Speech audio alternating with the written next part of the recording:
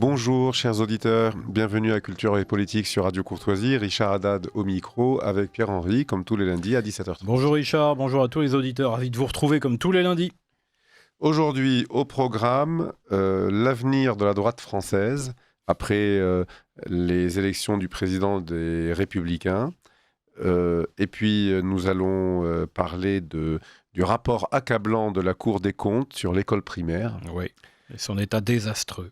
Voilà, mais avant ces deux sujets, un petit coup de gueule de ma part et... Un petit coup de cœur, une fois n'est pas coutume, de la mienne. De votre part. Alors le coup de gueule, Richard, cette fois-ci. Le coup de gueule, c'est l'Assemblée nationale avec ses commissions interminables. On a l'impression que les députés sont élus pour faire des commissions, c'est-à-dire c'est une sorte de tribunal bis. Au lieu de voter des lois et changer les choses, en tout cas changer les choses qui ne vont pas, ils passent leur temps à faire des commissions. Enfin, comme ils n'ont rien d'autre à faire, ils jouent aux juges. Alors, les commissions, parce que les juges dans les tribunaux, ils jugent et puis ils condamnent. Et puis, en principe, en théorie, il y a des condamnations à la prison, à des amendes. C'est une vieille tradition révolutionnaire, ça. Hein. C'est les comités de salut public. Absolument, voilà. Absolument. Donc, les députés se prennent pour des révolutionnaires avec leurs tribunaux qui ne servent à rien parce que les commissions n'aboutissent à rien. Ils aboutissent à des rapports qui finissent dans un tiroir. Oui, voilà. Donc, ça ne sert strictement à rien, si ce n'est de leur faire un peu de publicité, parce que les commissions, qui dit commission dit je suis filmé, je passe à la télé, et puis ils sont filmés derrière leur pupitre un peu surélevé, en faisant la morale aux autres, ça apporte une certaine jouissance. Avec plein de morgues. Alors on avait vu l'année dernière, en 2024, la grande commission qui avait concerné l'attribution des fréquences de la TNT, où avait été auditionné entre autres Vincent Bolloré lors d'une très longue audience. Je pense que ça leur a apporté beaucoup de jouissance d'avoir un grand chef d'entreprise comme ça devant eux et de lui faire la morale. Oui, mais en même temps, c'était aussi se tirer une balle dans le pied, parce qu'un Vincent Bolloré connaît parfaitement ses dossiers et avait su les renvoyer dans leur but. Bien sûr. Avec toute tout le côté cinglant nécessaire. Bien sûr, mais vous savez, ils sont toujours contents de faire plaisir à leur électorat, aux yeux duquel Bolloré est un... Égal milliardaire, égal extrême droite, etc. Alors là, pour conclure, nous avons un mini-scandale. Nous apprenons qu'un autre milliardaire, Pierre-Édouard Sterrin, qui a décidé publiquement de financer via une fondation, je fais vite, un peu les initiatives culturelles, politiques, éducatives, très à droite. Voilà. Donc ils fondent une école, ils fondent une école donc pour former des gens avec des idées conservatrices. Il essaye de s'investir dans les médias, etc., etc. Bon, peu importe. Et tout d'un coup, il est convoqué par une commission de l'Assemblée nationale qui enquête, on ne sait pas pourquoi, sur quoi, qui enquête sur les médias, les sondages, sur les listes électorales, et qui le convoque. On ne voit pas le rapport, pourquoi il est convoqué, quel crime a-t-il commis, et d'ailleurs, même s'il en avait commis un, c'est à la justice de le convoquer et non pas à l'Assemblée nationale. Il refuse d'y aller, ce qui est interdit, parce que lorsque vous êtes convoqué par l'Assemblée. Et ça je dois avouer que c'est un mini-scandale, parce que à quel titre ne pas répondre à une convocation de l'Assemblée nationale pour une commission d'enquête qui ne sert à rien serait condamnable. Je ne sais pas qui a inventé ça, mais bon. D'ailleurs, et depuis quand, devant ceux qui ne se présentent pas devant le vrai pouvoir judiciaire, et qui sont donc jugés par contumace ou équivalent, ont-ils une amende particulière parce qu'ils ne se présentent pas ? Ça n'arrive jamais. Hein. Non, vous pouvez chercher. Là, c'est pas qu'une amende, c'est 2 ans de prison, peine maximum, 2 ans de prison, 7 500 € d'amende. Alors, il ne se présente pas. Alors, sous prétexte que son numéro 2 s'est déjà présenté, s'est expliqué, il n'a rien d'autre à dire de plus. Et puis, par ailleurs, il craint pour sa sécurité. Il faut dire qu'il a été menacé à plusieurs reprises. Vous savez, en France, dès que vous êtes de droite et vous avez un peu d'argent, vous êtes... Enfin, il en a un peu plus qu'un peu. Voilà, des groupusques gauchistes qui ont collé des affichettes appelant à sa décapitation, on met une cible sur vous, etc. Et donc, et voilà que le président de la commission, qui est issu du parti macronien, dont j'oublie toujours le nom, parce qu'il change tous les 6 mois. C'est Renaissance, non ? Renaissance ou Ensemble, je ne sais jamais. Ou En Marche, vers la Renaissance Ensemble. Oui, voilà, c'est ça. Et donc, le président de la commission nous apprend qu'il va saisir la justice auprès du procureur, parce que ce monsieur ne s'est pas présenté devant la commission. Refus d'obtempérer. Et voilà que madame... C'est le gendarme Cruchot, en fait, le député Cazenave. Vous écrasez un gendarme qui va être amputé de sa jambe avec votre moto, en faisant du rodéo urbain, c'est pas très grave. Vous prenez 2 ans avec sursis maximum, mais vous ne vous présentez pas devant l'Assemblée nationale pour bavarder devant les écrans et faire la promotion des députés. Vous risquez gros. Hein. Et puis voilà, la présidente de l'Assemblée nationale qui monte au créneau, qui dit c'est un scandale, Monsieur Stérin ne respecte pas l'Assemblée nationale.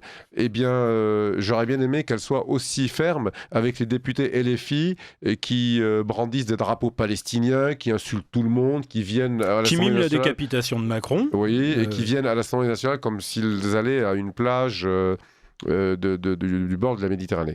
Et donc... Pas que d'ailleurs, parce qu'il y avait un autre exemple de député qui avait refusé de déférer, mais là on n'est pas devant une convocation judiciaire, mais refusé de se présenter à des convocations dont on parlait tout à l'heure, c'était Alexis Colère. Oui, qui n'est pas député. Qui n'était pas député, qui était secrétaire général de l'Élysée. Alors voilà, c'est là où je voulais en venir. Toujours le 2 poids, 2 mesures. C'est une habitude, c'est pas une habitude, c'est une culture de vie. C'est un art de vivre chez eux, le 2 poids 2 mesures. Parce que les voilà qui s'offusquent, qui montent au créneau, qui menacent de poursuivre en justice et tout, mais il y en a un autre qui n'a pas répondu à leur convocation de commission d'enquête par 3 ou 4 fois. 3 ou 4 fois. C'était Alexis Colère, secrétaire général de l'Élysée, donc de leur parti, puisque secrétaire général de l'Élysée sous Emmanuel Macron. Donc c'est leur copain. Il est convoqué 3 ou 4 fois par une commission d'enquête à l'Assemblée nationale. Il ne se présente jamais et personne ne pense à le poursuivre. Yael Braun-Pivet, président de l'Assemblée, n'a pas du tout saisi la justice. Personne n'a saisi la justice pour M. Colère. On l'a saisi pour M. Stérin. C'est le 2 poids 2 mesures, comme d'habitude. J'ai été long. Petit coup de chapeau quand même à Pierre-Édouard Stérin, après quoi qu'on pense de ses projets. Il a raison. Mais voilà, il a tenu tête. Il a tenu bon et c'est pas mal. Alors, petit coup de cœur maintenant. Alors, petit coup de cœur, c'est l'Angleterre, c'est une bonne nouvelle parce que nos auditeurs se rappellent sans doute que nous avons parlé à de multiples reprises à l'automne dernier de la situation en Angleterre consécutive aux manifestations qui avaient eu lieu en juillet et en août 2024 et du sort du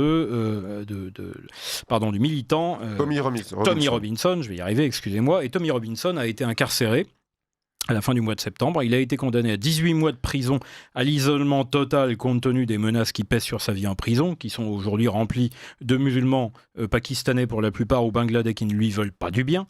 Et il avait été donc incarcéré, condamné à cette peine pour refus, on va dire, d'obtempérer, c'est-à-dire qu'il avait diffusé lors d'une grande manifestation à Trafalgar Square un documentaire qu'un tribunal britannique, lui, l'avait en fait interdit de diffuser. Voilà. Autrement dit, il a été emprisonné pour avoir fait usage de sa liberté d'expression. Absolument, pour avoir informé les gens. Et il se trouve d'ailleurs que ce documentaire avait été largement diffusé sur YouTube. Il a dépassé les 150 millions de vues uniques. C'est pour ça qu'on l'a emprisonné sur YouTube. Alors d'ailleurs, après s'il avait fait peu de vues, on l'aurait pas emprisonné. Son emprisonnement, et je crois que YouTube a fini par le supprimer de sa plateforme. Alors il est toujours visible sur d'autres plateformes et d'autres sites internet. Et nous venons d'apprendre donc la semaine dernière, je crois que c'était le mercredi 21 mai, qu'il est sorti de prison, donc de manière anticipée. Il aura quand même purgé 9 mois à l'isolement total, avec une visite familiale par mois. Alors il avait quand même le droit de recevoir du courrier et d'écrire du courrier.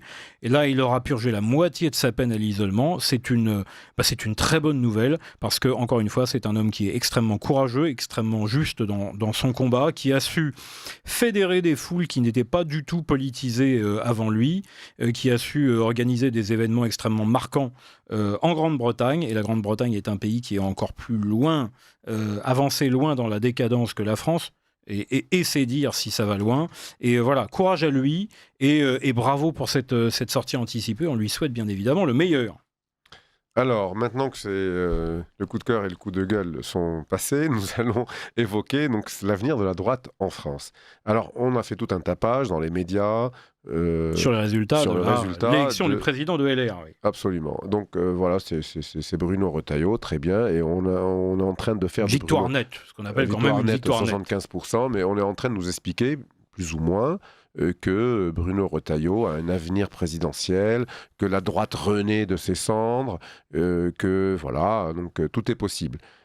Or, jusqu'à nouvel ordre, dans les sondages, il varie entre 8 et 12%, maximum 14% selon les configurations des autres candidats. Et surtout, on a envie de savoir avec qui le président des Républicains va gouverner, parce que qu'il fasse 12, 14 ou 8, il est loin d'obtenir une majorité.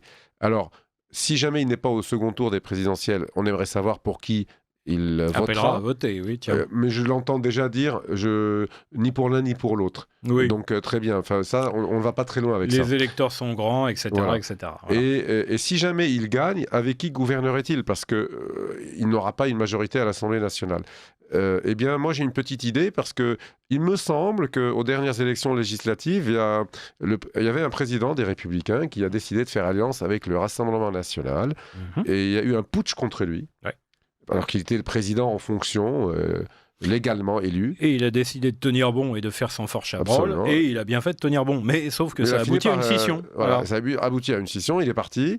Et donc ceux qui sont restés, ce sont ceux qui ne voulaient absolument pas non pas une alliance, ils ne voulaient absolument pas appeler à voter RN, voire pour certains, ils préféraient appeler à voter LFI ou Parti communiste plutôt que RN. Comme Xavier Bertrand, qui l'avait, on en parle souvent dans cette émission, qui l'avait dit. Oui. Une partie voulait voter blanc, et une autre partie préférait voter pour la gauche ou les macroniens. Et donc ce sont eux qui viennent d'élire M. Retailleau, qui était soutenu, rappelons-le, par M. Larcher, centriste, M. Raffarin, centriste, Mme Pécresse, centriste. Quand je dis centriste, c'est parce que je suis gentil, je pourrais dire de gauche. Et dans le cas de Pécresse, c'est vrai. Lui ne l'est pas, très bien. Il a de bonnes idées, il est conservateur, très bien. Mais avec qui gouvernera-t-il ? Alors, l'avenir de la droite, moi, je ne sais pas. Quand je dis la droite, au sens large, mais la droite dite parlementaire républicain, on ne peut plus parler comme ça. Traditionnel, on sait, ça ne veut rien dire. Ça ne veut rien dire, parce qu'aujourd'hui, le Rassemblement national a... Parce qu'on disait la droite parlementaire, mais le Rassemblement national a plus de députés qu'eux.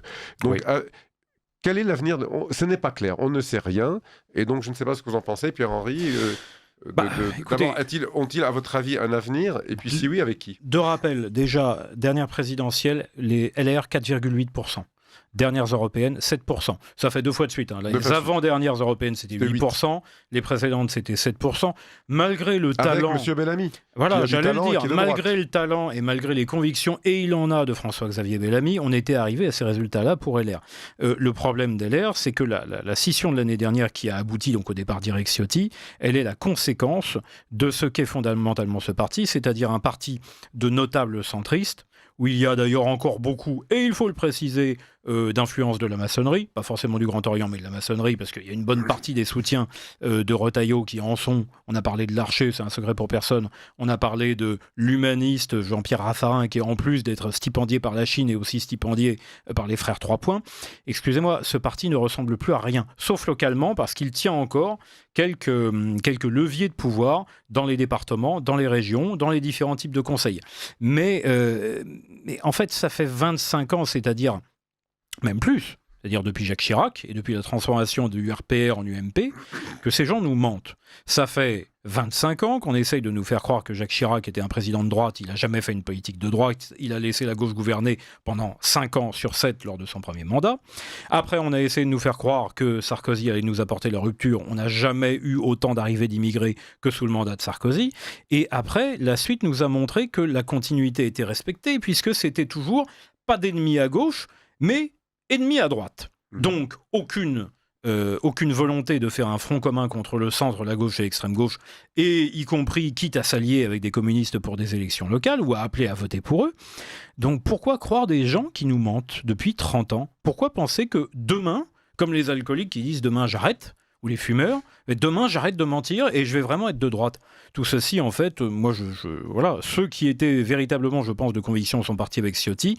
Retailleau, nous ne cessons d'en parler à cette antenne, et quelqu'un qui vient tous les 2 ou 3 jours chouiner sur les plateaux télé pour dire qu'il est ministre et qu'il ne peut rien faire. C'était la citation avant qu'on ne fasse la pause du Bobino. C'était, vous savez, dans La Folie des Grandeurs, Louis de Funès, qui était le premier ministre du roi d'Espagne, disait « Je suis ministre, je ne sais rien faire ». Retailleau, c'est « Je suis ministre, je ne peux rien faire ». Excusez-moi, ce n'est pas crédible. Une pause pour le Bobino et on reprend. Vous appréciez cette émission ? Alors aidez Radio Courtoisie à en produire d'autres. Rendez-vous sur soutenir.radiocourtoisie.fr. Merci d'avance. En nous reprenons sur M. Retailleau, moi j'ajouterais aussi qu'il dit oui, je suis ministre, je ne peux rien faire parce que je n'ai pas la majorité, parce que je suis allié. Et parce que les juges, mais en fait c'est toujours un argument différent. Enfin, vous savez, quand il cite certaines lois et les juges, il oublie qu'il les a votées, ces lois. Ça, c'est le comble du ridicule et de l'ironie. C'est-à-dire que, je me souviens, il y a quelques mois, il dit « Ah, mais je n'y peux rien, il y a telle loi qui m'empêche de faire. » Et il regrettait cette loi. Il avait oublié qu'il l'avait votée lui-même, ainsi que son parti. Il y a derrière quand même un sujet qui ne dépend pas de Retailleau, mais qui dépend de la dégénérescence de la Ve République, qui est le poids du Conseil constitutionnel. Oui. Et mais alors, c'est son parti qui a donné ses pouvoirs au Conseil constitutionnel. Tout à fait, et qui a accepté que ça devienne cette espèce de super tribunal qui décide en fait de ce que doit être la démocratie et la souveraineté populaire. C'est-à-dire que jusqu'à sa disparition momentanée, le précédent président du Conseil constitutionnel, le funeste Laurent Fabius, on avait l'impression en fait que c'était lui la démocratie. Oui, c'est-à-dire que la démocratie, c'était ce que Laurent Fabius décidait. C'est-à-dire une loi, une proposition, un projet, ça ne plaît pas à Laurent Fabius, ça passe pas. Elle reçoit la majorité de l'approbation à travers tous les sondages, parce qu'on n'a pas de référendum depuis très longtemps, ou Laurent Fabius dit que quand même c'est pas bien. Le principe de fraternité, donc ce qui fait qu'on peut aider des clandestins, donc délinquants, qui ne sont plus délinquants depuis une modification juridique depuis quelques années, mais on aide des délinquants sans être soi-même poursuivi. Donc là non, principe de fraternité, c'est normal d'aider des délinquants qui violent des frontières. Donc ça c'est pareil, c'est Laurent Fabius. Donc là le nouveau Richard Ferrand, qui pareil, et on est dans la Macronie, et le moins qu'on puisse dire, c'est qu'il traîne aussi des casseroles derrière assez lourdes. Il ne fait pas trop parler de lui, mais le poids du Conseil constitutionnel, c'est l'un des nœuds principaux, mais dont ils sont membres des différents partis, droite comme gauche, co-responsables. Si la démocratie a été complètement vérolée, corrompue et usurpée en France, et n'est absolument plus conforme à ce qu'elle était dans l'esprit des concepteurs de la Ve République, constitution sur laquelle il y aurait des choses à dire, c'est parce qu'ils l'ont bien voulu, Retailleau compris. Oui, lui et son parti. Alors, il y a autre chose, c'est que, admettons, il est conservateur, il a des valeurs, il nous les récite matin, midi et soir, nous disant qu'il ne peut pas tout appliquer parce qu'il n'a pas de majorité. D'abord, on a envie de lui dire, très bien, vous gagnez l'élection présidentielle, vous avez des députés avec qui vous allez appliquer, après 2027, vos idées. Avec qui ? Parce que vous ne voulez pas d'alliance avec le Rassemblement national. Très bien. Qu'est-ce qui reste ? Avec il reste Édouard Philippe voilà. et Macron. Donc, Macron avec lequel il gouverne maintenant, parce qu'il critique beaucoup, mais qui l'a obligé d'accepter le ministère de l'Intérieur ? Parce que de deux choses l'une, ou vous prenez le ministère de l'Intérieur pour faire changer les choses, ou vous ne pouvez pas faire changer les choses et vous le refusez. Lui a pris le ministère de l'Intérieur, on voit bien que c'est un tremplin vers la tête de son parti, un tremplin médiatique aussi, parce qu'il était presque inconnu avant cela. Il était président du groupe LR au Sénat, mais enfin pas très, très connu du grand public. Il prend un ministère où, nous dit-il, il ne peut rien faire. Il ne fallait pas. Pourquoi se mouiller, pour ne pas dire se salir, avec des gens avec lesquels vous n'êtes pas d'accord ? En l'occurrence, les Macroniens. Ou vous êtes d'accord avec eux, vous gouvernez avec eux, ou vous assumez, ou vous n'êtes pas d'accord et vous claquez la porte.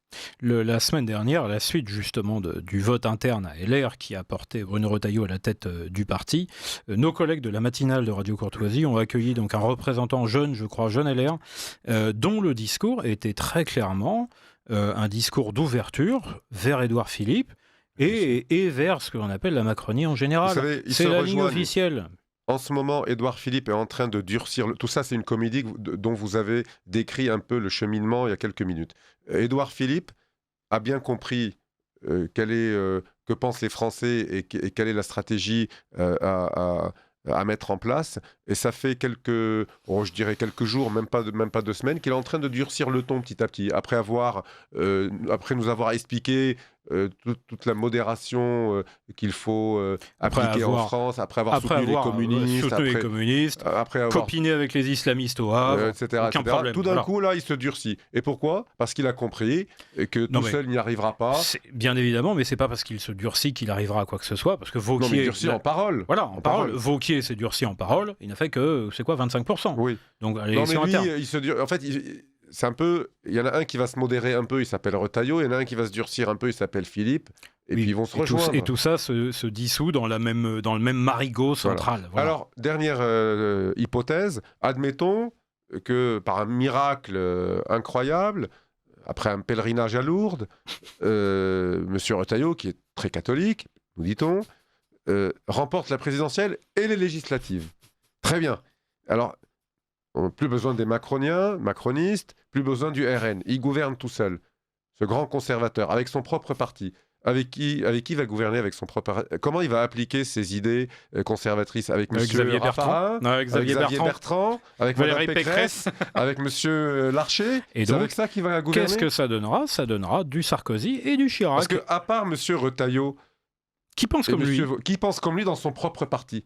Parce que ceux qui pensaient comme lui sont partis avec... Voilà. Monsieur Bellamy, ou ça fait pas beaucoup, voilà, même pas. Voilà, ils tiennent dans une cabine téléphonique. C'est combien de divisions, comme disait Staline ? Ils sont pas nombreux. Parti, aujourd'hui, ce qui reste des LR, son parti est totalement tenu par les centristes. Les élus, les cadres de droite de LR sont partis avec Éric Ciotti. Il ne reste que des centristes. Donc il est ultra minoritaire. Voilà, c'est tout. Voilà, il a fait 75% grâce à Larcher, à Pécresse, etc. Ceux qui sont encore de droite dans son parti ont voté Wauquiez, en réalité. Donc en réalité, oui. On peut les évaluer, ils sont 25%. Oui, c'est dire, ce n'est pas vraiment prometteur. Oui.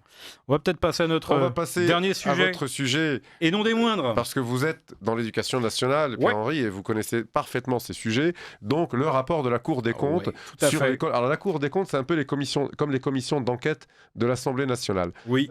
Ça fait beaucoup ils rendent des rapports. Ils rendent des rapports, voilà. Et après, ils disent le contraire de ce que disent leurs rapports. Et d'ailleurs, dans les rapports, vous avez plein de propositions qui sont très hétéroclites, qui partent un petit peu dans tous les sens, il n'y a pas forcément de fil rouge. Alors la semaine dernière, donc le mardi 20 mai, il y a eu une grande conférence de presse puisque le président de la Cour des comptes, à savoir Pierre Moscovici, a présenté le dernier rapport en date sur l'école primaire publique en France, et en disant, eh bien, globalement, que du mal, je vais le citer. Il dénonce le niveau inacceptable des élèves, dont 1 sur 3 arrive en 6e avec des difficultés en mathématiques et 1 sur 4 des difficultés en français. Nous sommes derniers dans le classement de l'OCDE en mathématiques donc pour l'Europe, et avant-dernier pour la langue maternelle, donc le français. En effet, c'est beaucoup plus d'un sur 4 qui a des difficultés en français. On est plutôt près des 1 sur 2, surtout dans l'enseignement public. Et dans ce rapport-là, bien évidemment, c'est sous un angle économique et comptable et budgétaire que le fonctionnement de l'école primaire publique est analysé, mais il y a des choses qui sont assez intéressantes. La première chose, c'est que les petits élèves des écoles primaires en France sont censés passer beaucoup plus de temps sur les apprentissages des savoirs fondamentaux que dans le reste des pays de l'Europe. Donc, on a un énorme budget qui est en croissance. Moscovici nous a dit qu'il était passé au total, en comptant l'ensemble des subventions aux écoles primaires, uniquement primaires, je ne parle pas des collèges et des lycées, à 55 milliards par an. Bon, donc c'est en augmentation constante depuis 10 ans, donc c'est-à-dire avant même le premier mandat de Macron, plus de 10 ans. Et malgré ce budget, malgré le nombre d'heures dédiées aux savoirs fondamentaux, pardon de vous couper. Oui. J'ai raconté à ce micro il y a 2 ou 3 semaines que les fameux savoirs fondamentaux. C'est les religions hindouistes et apprendre à écrire en arabe. Voilà, pardon. Non, mais en fait, il y a de ça. Et donc, on arrive, malgré cela, à ne pas savoir enseigner correctement à l'hyper-majorité, à la quasi-totalité des élèves de l'école primaire, à bien savoir écrire et lire le français et à compter avec les opérations de base. En arrivant en 6e, on arrive à 1/3 de problèmes. Et quand on dit problèmes, on les quantifie pas, on les diagnostique pas. Dans certains cas, ce n'est même pas savoir multiplier ou diviser correctement. En 6e. Bon. Donc on arrive à ça. Alors, que nous dit d'autre le rapport ? Alors, il y a des choses qui sont assez intéressantes. Ils font une référence à des préconisations de l'Académie de médecine concernant la semaine de 4 jours. Et la semaine de 4 jours, c'est-à-dire uniquement lundi, mardi, jeudi, vendredi, il n'y a plus de demi-journée, soit dans certaines écoles, auparavant c'était le mercredi matin, soit le samedi matin. Et cette semaine de 4 jours, qui est très peu adoptée dans le reste de l'Europe, et qui l'a été de plus en plus en France sous Hollande, est dénoncé en fait par l'Académie de médecine comme perturbant les rythmes d'apprentissage des enfants. Parce qu'en fait, le fait d'avoir un week-end de 2 jours plus la soirée du vendredi, ça les met visiblement dans un repos cérébral comme de petites vacances. Ce qui n'est pas bon, en fait, pour la capacité de mémorisation, pour la capacité d'attention, de concentration. Donc, en fait, c'est le retour à la semaine de 4 jours et demi qui est préconisé. Alors, bien évidemment, ça coûte des sous. Donc, de l'autre côté, dans le rapport, Moscovici, les rédacteurs du rapport vont préconiser de regrouper les écoles primaires dans les zones faiblement peuplées, donc en gros la campagne, et ce qui impliquerait à terme, dit le rapport, la fermeture de plus de 2000 écoles primaires sur le territoire. Mais donc c'est comme d'habitude, c'est fermer les petites écoles primaires dans les campagnes, là où globalement on a la possibilité d'être au calme, de ne pas être mordu par les élèves et poignardé par leurs parents. On a la possibilité donc de au moins d'essayer d'apprendre correctement les savoirs fondamentaux. Ben c'est là qu'on va vous dire que les écoles sont la variable d'ajustement. Donc c'est... Il nous reste une minute. Pour terminer sur ce rapport. Les performances, et ce qui est particulièrement inquiétant, c'est que le rapport semble sous-entendre qu'il y a, depuis plus d'une dizaine d'années, une baisse globale continue des performances des meilleurs élèves. Ah oui, d'accord. Vous imaginez un petit peu ce que ça sous-entend. C'est-à-dire que même l'idée d'une élite intellectuelle, même si on peut difficilement parler d'élite intellectuelle à l'école primaire, mais les bons, les doués, les têtes de classe, sont moins bons que les têtes de classe d'il y a 10 ans. Et que la baisse est continue dans de toutes les manières qu'on puisse les quantifier. C'est hyper inquiétant. Donc, j'incite les auditeurs à aller voir un petit peu dans le détail ce rapport de la Cour des comptes, donc présenté la semaine dernière, mardi 20. Merci Pierre-Henri pour cette explication et merci chers auditeurs de nous avoir suivis. À très bientôt. À lundi prochain. À lundi prochain.